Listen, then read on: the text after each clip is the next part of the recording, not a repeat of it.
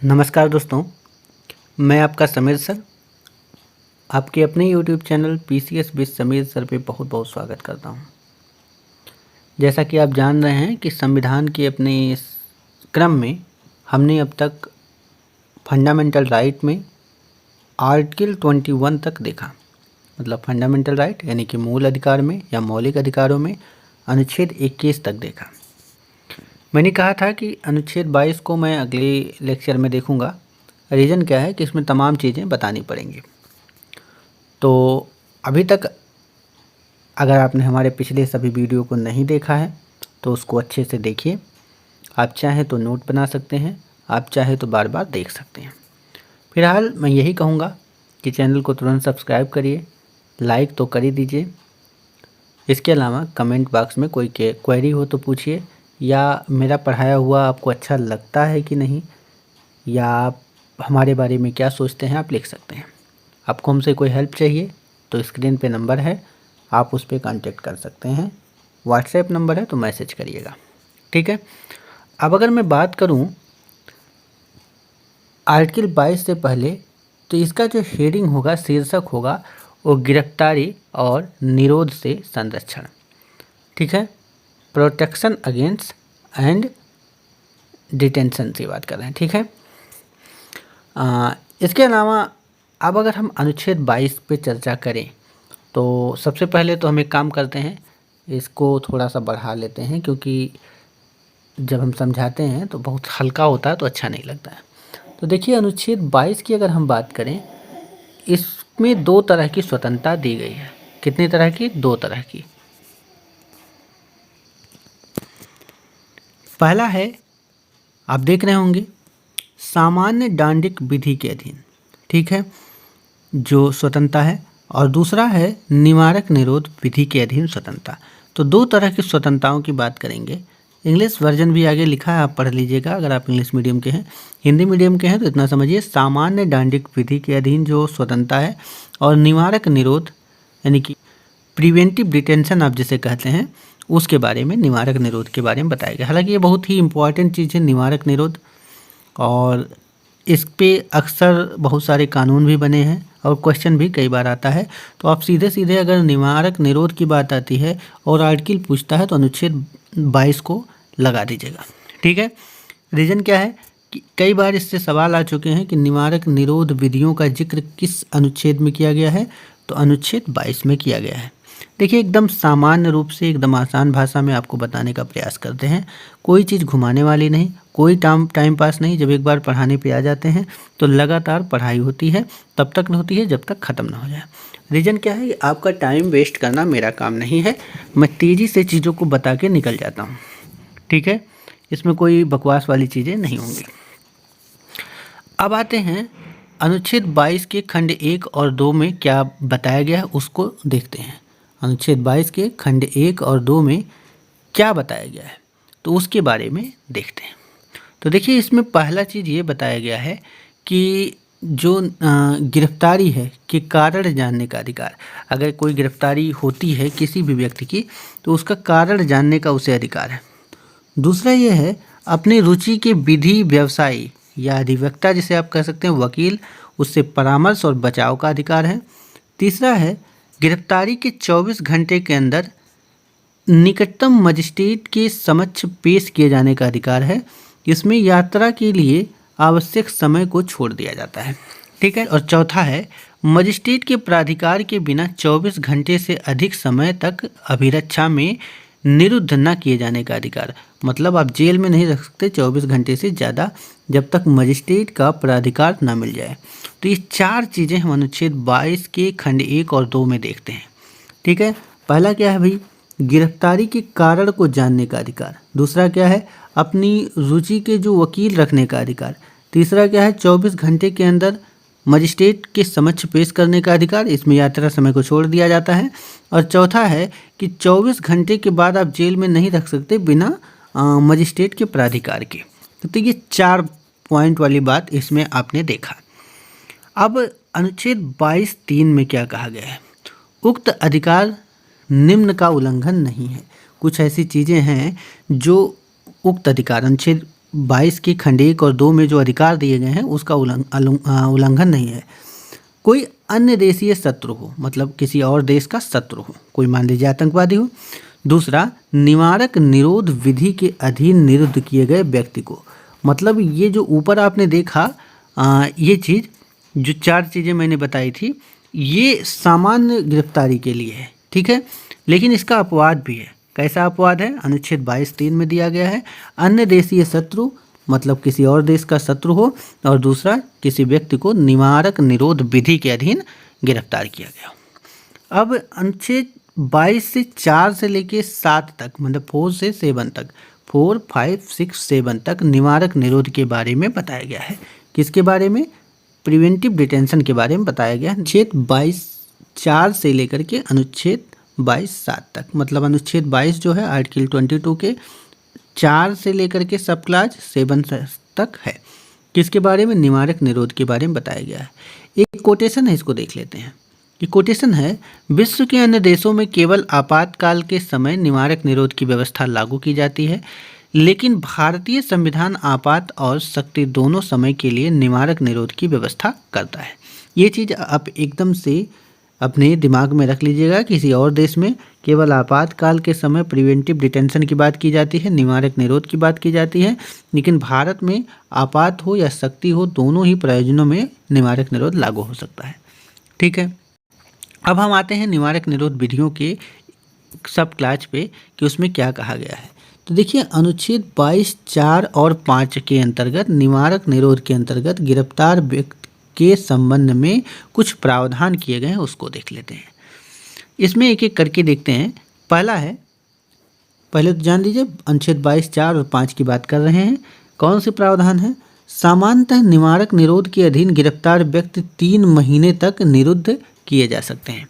कई बार एग्जाम में क्वेश्चन आया है, सामान्य निवारक निरोध के अधीन गिरफ्तार व्यक्ति कितने महीने तक निरुद्ध यानी कि जेल में रह सकता है? तो भाई 3 महीने तक रह सकता है, ठीक है। दूसरा है, गिरफ्तार व्यक्ति को यथाशीघ्र गिरफ्तारी के आधार बताया जाएगा, मतलब जल्द से जल्द उसे किस आधार पर गिरफ्तार किया गया है ये बताया जाएगा। गिरफ्तारी आदेश के विरुद्ध अभ्यावेदन का अवसर दिया जाएगा कि भाई उसके विरुद्ध अपील किया जा सके। इसके बाद कुछ चीज़ें और हैं, किंतु निवारक निरोध के अधीन गिरफ्तार व्यक्ति को निम्न 2 दशाओं में 3 माह से अधिक अवधि के लिए निरुद्ध किया जा सकता है। कि भाई प्रिवेंटिव डिटेंशन के अंतर्गत यानी कि निवारक निरोध के अंतर्गत कोई व्यक्ति जेल में गया है, उसे डाला गया है, तो 3 महीने से ज़्यादा के समय के लिए भी उसे जेल में डाला जा सकता है। भाई उसके लिए 2 शर्तें हैं। कितनी शर्तें हैं? 2 शर्तें हैं। कौन कौन? उच्च न्यायालय के न्यायाधीश से गठित सलाहकार बोर्ड की राय में ऐसे निरोध के लिए पर्याप्त कारण हो, मतलब एक सलाहकार बोर्ड का गठन होगा, उच्च न्यायालय के न्यायाधीशों के अधीन जो गठित होगा, अगर उसकी राय में माना जाता है कि भाई जरूरी है गिरफ्तार करना या जेल में रखना जरूरी है, तभी होगा। दूसरा है, ऐसे व्यक्ति संसद द्वारा इसके बारे में निर्मित विधि के अधीन गिरफ्तार किए गए हों, कि भाई संसद में कानून हो कि इसी के तहत जो है गिरफ्तार किया गया है या कानून पारित हो जाए, ठीक है। तो कहने का मतलब ये है, ये 2 आधार हैं जिसमें 3 महीने से ज़्यादा तक के लिए निरुद्ध किया जा सकता है निवारक निरोध के अधीन किसी व्यक्ति को, ठीक है। अब अनुच्छेद 22 7 में क्या कहा गया है, अब देख लेते हैं। अनुच्छेद 22 7 की जहाँ तक मैं बात करूँ, इसके तहत संसद निम्न संबंध में विधि बना सकती है। क्या बना सकती है, देख लेते हैं। पहला है, किन परिस्थितियों तथा किन मामले में किसी व्यक्ति को सलाहकार बोर्ड की राय के बिना 3 माह से अधिक अवधि तक निवारक निरोध के अधीन निरुद्ध किया जा सकता है। मैं इस सलाहकार बोर्ड की राय के बिना की बात कर रहा है, तो इसके लिए दिया गया है जो शर्त, वो अनुच्छेद 22 7 में दिया गया है। इसके अलावा दूसरा है, इसमें निवारक निरोध विधि के अधीन कोई व्यक्ति किन मामलों में कितनी अधिकतम अवधि तक निरुद्ध किया जा सकेगा, ये भी अनुच्छेद 22 7 में है।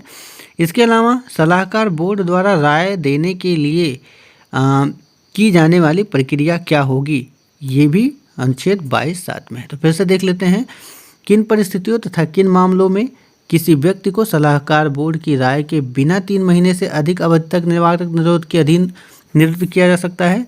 निवारक निरोध विधि के अधीन कोई व्यक्ति किन मामलों में कितनी अधिकतम अवधि तक निरोध किया जा सकता है। इसके अलावा सलाहकार बोर्ड द्वारा राय देने के लिए की जाने वाली प्रक्रिया क्या होगी। ये चीज़ें हैं, ठीक है। एक चीज़ जान लीजिएगा, हो सकता है आप में से कुछ बच्चे नए हों जिनको ये चीज़ें इतना ज़्यादा अच्छे से समझ में ना आए। मैं बता रहा हूँ, मैं आप लोगों की मजबूरी समझता हूँ जो नए स्टूडेंट हैं। पुराने को तो तुरंत समझ में आ गया होगा कि हम क्या कह रहे हैं, लेकिन अगर कोई नया स्टूडेंट देख रहा है और अनुच्छेद 22 को नहीं समझ पा रहा है इतना कहने के बाद भी, तो दो काम करेगा। एक तो मेरा लेक्चर देख रहे हैं, बहुत अच्छी बात है। दूसरा, पहला काम, लेक्चर देखने के बाद में एक काम करिए कि आए हुए क्वेश्चन को कर लीजिएगा। क्वेश्चन को जब आप करेंगे तो आपको बहुत सारी आइडियाज़ मिलेंगे कि भाई होता क्या है, कैसे क्वेश्चन बनता है, बहुत सारी चीज़ें। जितने भी क्वेश्चन इस पे बनी हों ये आपको कहीं से भी मिले तो कर लीजिएगा। दूसरा चीज़ आपको करना क्या है कि आर्टिकल 22 को उठा करके बेयर एक्ट से पूरा 2 से 3 बार पढ़ लीजिएगा। एक बार पढ़ने में 5 मिनट लगेगा, इससे ज़्यादा नहीं लगेगा। 2 से 3 बार पूरे आर्टिकल 22 को पढ़िएगा, ठीक है। और समझने की कोशिश करिएगा कि निवारक निरोध के अधीन व्यक्ति को अगर निरुद्ध किया जा रहा है, गिरफ्तार किया जा रहा है, तो उसे क्यों गिरफ्तार किया जा रहा है। क्या कोई आतंकवादी है, या कोई सामान्य व्यक्ति कोई ऐसा है, या कोई देशद्रोही है, या कोई ऐसा व्यक्ति है जो देश के लिए खतरा हो।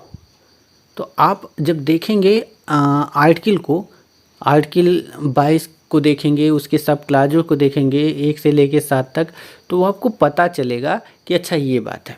देखिए, आर्टिकल 22 को लेकर कई सारे कानून भी बने हैं, उस पर हम आगे डिस्कशन करने जा रहे हैं। तो आपका काम है कि जितना मैंने ऊपर बताया, अगर आपको थोड़ा बहुत भी डाउट है तो अनुच्छेद देखिएगा, आर्टिकल देखिएगा उठा करके, बेयर एक्ट से देखिएगा, ताकि कोई भी चीज़ छूटने ना पाए। दूसरा काम आप क्या करेंगे कि आप आए हुए क्वेश्चन को कर लेंगे, चाहे वो क्वेश्चन यूपीएससी में आया हो, यूपीपीसीएस में आया हो, या आरओ में आया हो, या किसी और एग्ज़ाम में आया हो, ठीक है। इससे 4-5 तरह के क्वेश्चन बनते हैं और आगे बनते भी रहेंगे। 4-5 तरह के मतलब हर एग्ज़ाम में नहीं, कभी कभी पूछा जाता है। तो आप उसके लिए आर्टिकल 22 के सभी चीज़ों को बेयर एक्ट से देखेंगे और आए हुए क्वेश्चन को करेंगे, ठीक है। अब अगर हम देखें कुछ और चीज़ें, संसद द्वारा अपनी इस शक्ति का प्रयोग कर कुछ अधिनियम बनाया गया है, कुछ एक्ट बनाया गया है। पहला है निवारक निरोध अधिनियम 1950। क्या बनाया गया है? निवारक निरोध अधिनियम 1950, प्रिवेंटिव डिटेंशन एक्ट 1950। तो कई बार आ चुका है एग्जाम में, निवारक निरोध अधिनियम कब पारित हुआ या संसद द्वारा कब बनाया गया। तो भाई कब बनाया गया? ये बनाया गया 1950 में। बात समझ में आई? 1950 में हुआ क्या, देख लेते हैं। 1950 में संसद द्वारा पारित यह एक्ट 31 दिसंबर 1969 तक प्रवर्तन में रहा। कब तक रहा? 1969 तक। कब तक रहा आप फिर से देख लीजिए, 31 दिसंबर 1969 तक प्रवर्तन में रहा। इसके अंतर्गत नज़रबंदी की जो अवधि थी, कितने समय तक नज़रबंद किया जा सकता है, वो 1 साल तक थी। तो निवारक निरोध अधिनियम जो है वो 1950 में आया और यह एक्ट 1969 तक, 31 दिसंबर 1969 तक, आपको याद रखना हो तो ऐसे याद कर लीजिए कि अगले दिन 1970 हो जाता, ठीक है। 31 दिसंबर 1969 तक, मतलब 1970 के एक दिन ठीक पहले तक प्रवर्तन में रहा। इसके अंतर्गत जो व्यक्ति नज़रबंद किया जा रहा है उसकी अवधि 1 साल थी। आपको इतना समझ में आ गया होगा। अब अगर मैं बात करूं आंतरिक, अगला है जो संसद ने कानून बनाया वो है आंतरिक सुरक्षा व्यवस्था अधिनियम 1971। क्या नाम है? आंतरिक सुरक्षा व्यवस्था अधिनियम 1971। इसी को नाम दिया मीसा, ठीक है। आपने बहुत बार सुना होगा मीसा क्या है, बहुत जगहों पर फिल्मों में देखा होगा मीसा, ठीक है। तो maintenance of internal security act, maintenance of internal security act जिसे आप मीसा कहते हैं, ये आया 1971 में। तो कई बार क्वेश्चन बन चुका है। 1971 में आया मीसा, तो पूछता है मीसा यानी कि आंतरिक सुरक्षा व्यवस्था अधिनियम जो है वो कब आया? तो 1971 में आया। आपने बहुत सारे फिल्मों में भी इसके बारे में देखा होगा, बहुत सारे पिक्चर में, ठीक है। अब देखें तो पीडीए के स्थान पर, मतलब ऊपर जो निवारक निरोध अधिनियम था, पीडीए मतलब प्रिवेंटिव डिटेंशन एक्ट के स्थान पर 7 मई 1971 को, ऊपर जो बताया निवारक निरोध अधिनियम के स्थान पर 7 मई 1971 को यह एक्ट जो है राष्ट्रपति के अध्यादेश द्वारा लागू किया गया। मतलब किसके द्वारा? अध्यादेश। आप क्वेश्चन बताएंगे कि राष्ट्रपति किस अनुच्छेद के तहत अध्यादेश जारी करता है, ये कमेंट बॉक्स में बताइए, ठीक है। तो निवारक निरोध अधिनियम के स्थान पर 7 मई 1971 को मीसा आया। किसके द्वारा आया? एक एक्ट के रूप में राष्ट्रपति के अध्यादेश द्वारा लागू हुआ, ठीक है, जिसे बाद में जून 1971 में कानूनी दर्जा प्रदान किया गया, ठीक है। इसके तहत किसी व्यक्ति को परामर्शदाता मंडल के परामर्श के बिना आपातकाल में 21 माह तक नज़रबंद किया जा सकता था। कितने महीने तक? 21 महीने तक, ठीक है, बिना किसी परामर्शदाता मंडल के परामर्श पर। मतलब किसी भी परामर्श की ज़रूरत नहीं थी और मीसा एक्ट के तहत किसी व्यक्ति को नज़रबंद किया जा सकता था 21 महीने तक। 44वें संविधान संशोधन के कारण यह अधिनियम 1979 मतलब 1979 में स्वतः ही समाप्त हो गया। तो भाई आया कब? 1971 में मीसा आया और कब समाप्त हुआ? 1979 में, ठीक है।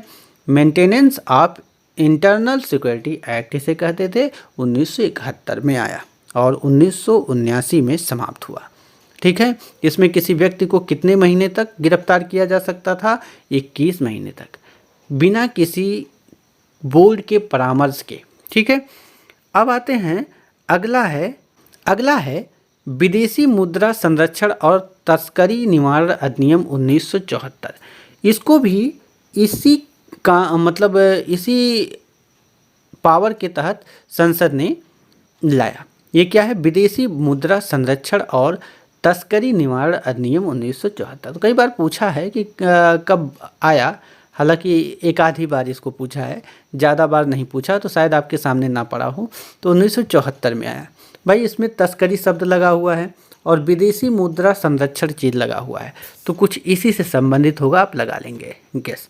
देख लेते हैं। आर्थिक जगत में इसे राष्ट्रीय सुरक्षा कानून का दर्जा दिया गया। क्या दिया गया? आर्थिक जगह में राष्ट्रीय सुरक्षा कानून का दर्जा दिया गया। 19 दिसंबर 1974 से लागू हुआ। इस अधिनियम के तहत आरंभ में निरोध की अवधि 1 वर्ष थी, किंतु जुलाई 1984 में इसे 2 वर्ष कर दिया गया, ठीक है। इसमें कुछ ज़्यादा क्वेश्चन आता नहीं है, इसलिए मैं डायरेक्ट पहुंचता हूं रासुका पर। नेशनल सिक्योरिटी एक्ट, ठीक है। देखिए नेशनल सिक्योरिटी एक्ट मतलब रासुका जिसे आप कहते हैं, नेशनल सिक्योरिटी एक्ट। फिर से सुनिए, कई बार आता है कि रासुका लगा देंगे, ये होगा वो होगा, दुनिया भर की चीज़ें। रासुका का जिक्र आपने कई बार सुना होगा। तो इसको कहते हैं राष्ट्रीय सुरक्षा अधिनियम या नेशनल सिक्योरिटी एक्ट। कब आया? 1980 में आया। एक अध्यादेश के जरिए ये भी आया, ठीक है। कब आया? 1980 में। 60 में से रासुका कहते हैं राष्ट्रीय सुरक्षा अधिनियम, ठीक है। उद्देश्य क्या था? देश की एकता, अखंडता और संप्रभुता को खतरा पैदा करने वाले या सांप्रदायिकता अथवा जातीय दंगों को प्रेरित करने वाले व्यक्तियों को निरुद्ध करना। नेशनल सिक्योरिटी एक्ट कब लाया जाता है? जब देश की एकता, अखंडता और संप्रभुता को खतरा पैदा होने लगे, ठीक है, या जातीय दंगों को प्रेरित करने वाले व्यक्तियों को निरुद्ध करने के लिए या सांप्रदायिकता बढ़ाने वाले तत्वों को निरुद्ध करने के लिए, रोकने के लिए रासुका कानून लाया जाता है। 1981 में इसे कानूनी दर्जा दे दिया गया। क्या दे दिया गया? 1980 में आया, 1981 में इसे कानूनी दर्जा दे दिया गया। 1984 में इसमें संशोधन कर इसे और कठोर बना दिया गया। और क्यों आता है? भारत की एकता या देश की एकता, अखंडता, संप्रभुता को रक्षा करने के लिए, सांप्रदायिकता को बढ़ाने वाले या जातीय दंगों को बढ़ाने वाले तत्वों को रोकने के लिए ला सकता है प्रदेश सरकार, या फिर इसे जो है सरकारें ला सकती हैं। अब अगर बात करें, अगला है टांडा। आपने टांडा का नाम सुना होगा। आतंकवाद एवं विध्वंसक गतिविधि निरोध अधिनियम 1985। तो टांडा कब आया? 1985 में आया। देखिए टांडा जो है इसका पहला शब्द ही टेररिस्ट से है, ठीक है। अब देखते हैं टांडा पहली बार तो आया कब? 1985 में, आतंकवाद एवं विध्वंसक गतिविधि निरोध अधिनियम 1985। तो निवारक निरोध कानूनों में यह सबसे कठोर कानून था। क्या था? यह सबसे कठोर कानून था। आतंकवादी गतिविधियों पर नियंत्रण करने का काम कर रहा था। भाई टेररिस्ट शब्द ही लगा है टांडा में। टीफा टांडा में जो कैपिटल टी है पहला वाला, उसका नाम ही है टेररिस्ट।